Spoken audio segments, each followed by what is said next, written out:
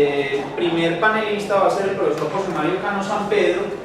Él es profesor de tiempo completo de la Universidad Pontificia Bolivariana, de la Facultad de Educación de la Universidad Pontificia Bolivariana.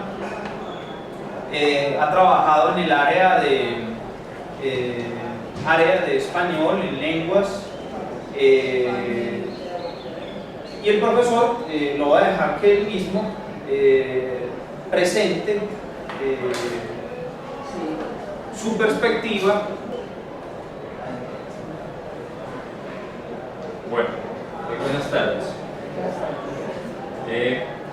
Las ideas que quiero presentar están vinculadas desde esta enunciación que, digamos, es una reflexión que obedece al trabajo que venimos realizando en la universidad y de manera muy concreta en un curso que denominamos Naturaleza del Área. Efectivamente es el área de español. Y es una pregunta y una mirada constante a lo que tiene que ver con el maestro en las dos dimensiones, el maestro formador y el maestro en proceso de formación. Y la idea pues, de la reflexión obedece precisamente a cómo es el discurso del maestro en esos dos estados, en esas dos dimensiones, orientada hacia también una preocupación constante y una búsqueda constante sobre dos asuntos que a veces no aparecen de manera muy explícita en estos documentos que se están teniendo como referencia en los estándares y en los lineamientos curriculares. Bien, quiero ir entonces a un primer asunto que está en los lineamientos de manera muy precisa, y es el rol del docente. Cuando hablamos de los lineamientos, estamos reconociendo el docente que va a desempeñarse en las instituciones educativas. Y desde allí quiero resaltar tres elementos esenciales. Tres elementos que conjugan pues, como varias posibilidades y varias alternativas. ¿Qué pasa con el rol docente? Quiero decir que en el capítulo 2 del currículo y proyecto educativo, que así se llama, aparecen esbozados estos tres aspectos. Primero, hay disputas en el aula, ¿cierto? El aula es un espacio en el cual se ponen en juego y en evidencia muchos elementos que obedecen a la oralidad, a los dos conceptos que yo quiero trabajar, que he venido diciendo, al habla y al escucha, ¿cierto?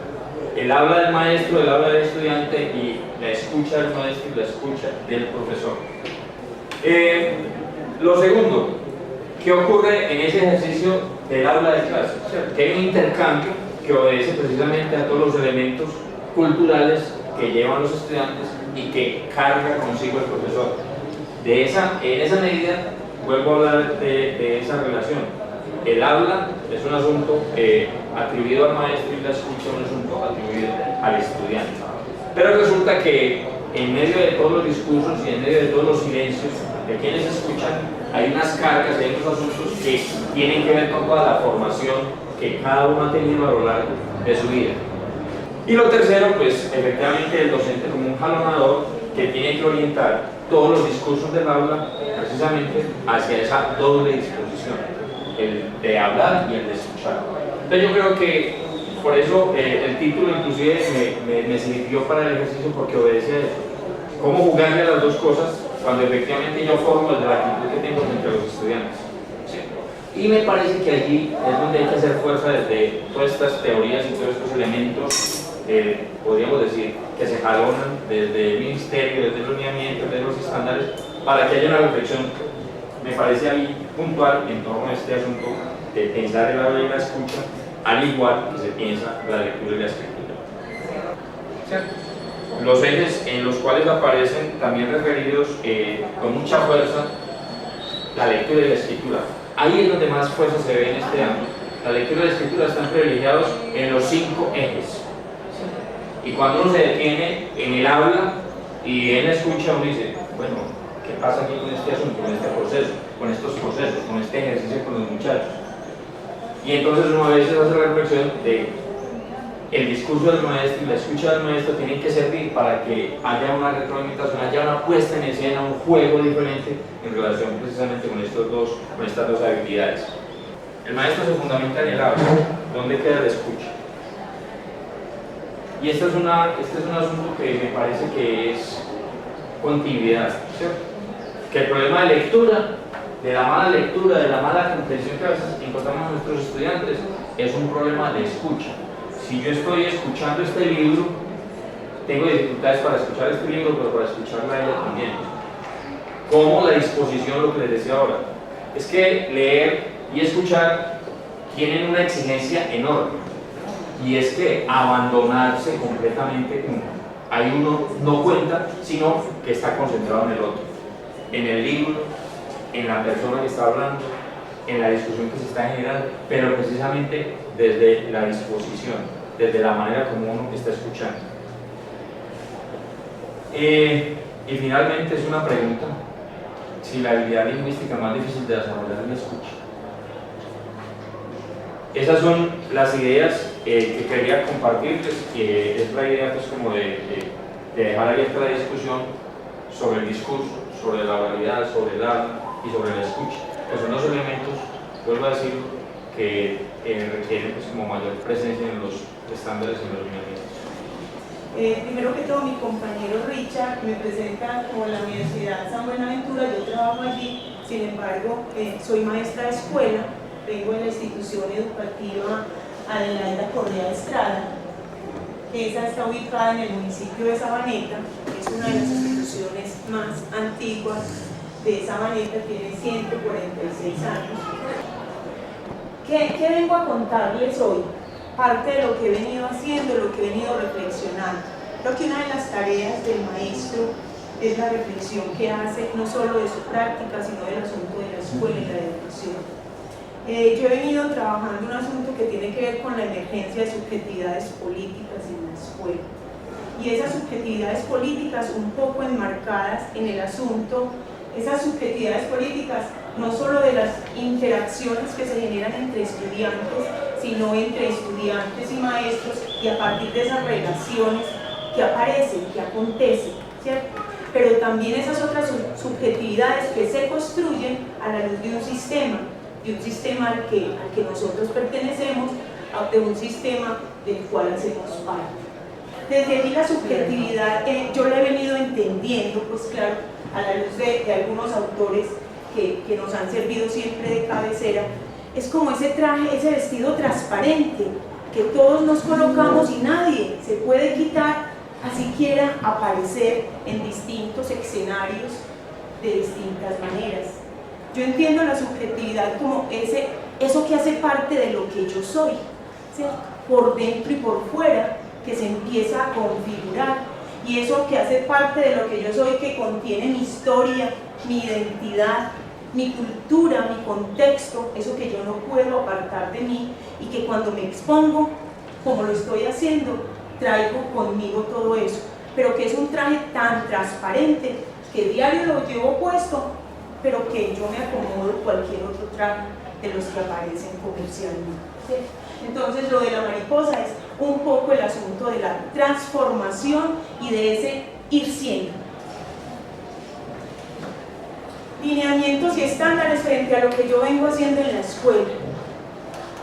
Y uno se encuentra con que finalmente los lineamientos son esas pautas generales que se trazan desde el Ministerio de Educación, pero que se hacen efectivas, que se hacen, yo creo que reales en los estándares. Yo creo que allí se operacionalizan los lineamientos, en los estándares se operacionalizan los lineamientos.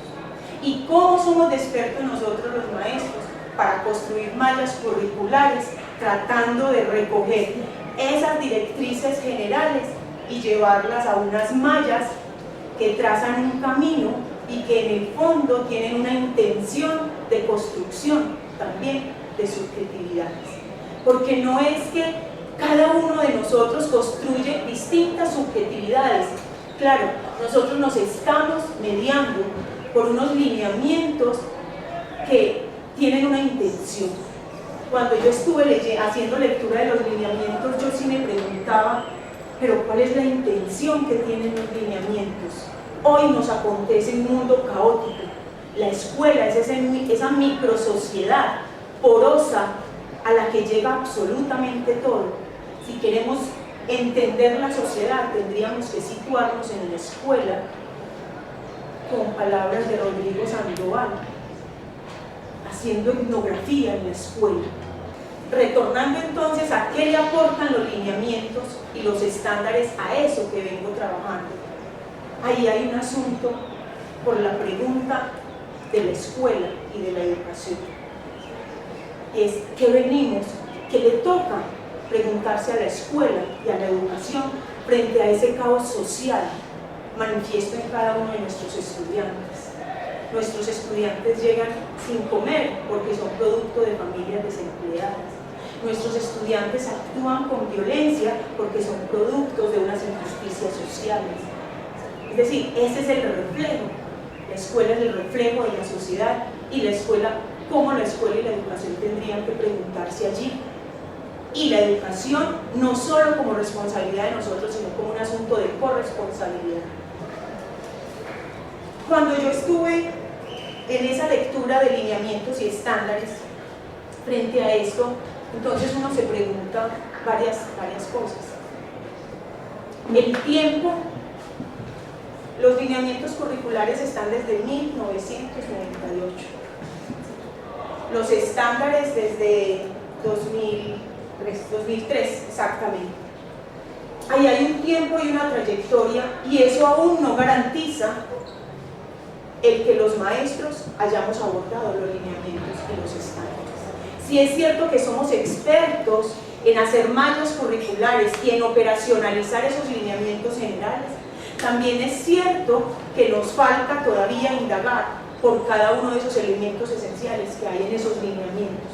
Y si bien no los hemos acabado de agotar, también uno se pregunta por unos grandes vacíos. En mi caso particular, la formación en política, en socialización política que tienen los lineamientos es ninguna. Es decir, los lineamientos desde allí tienen una intención clara y los estándares. Y la intención que aparece desde el rol del maestro particular es el rol del maestro que genera procesos y potencia competencias. Porque allí entonces se centra un poco, desarrolle competencias argumentativas, interpretativas y propositivas, pero y más allá de eso, ¿qué? Es más, casi venga a escuela y prepare a los estudiantes desde esos lineamientos y estándares para que sean evaluados en las pruebas psíquicas. Y cómo en las instituciones se convierten para muchos en mínimos, pero para otros en máximos, y lo que hacen es tratar de desarrollar esos lineamientos curriculares vaciados en programas lineales para trabajar con los muchachos.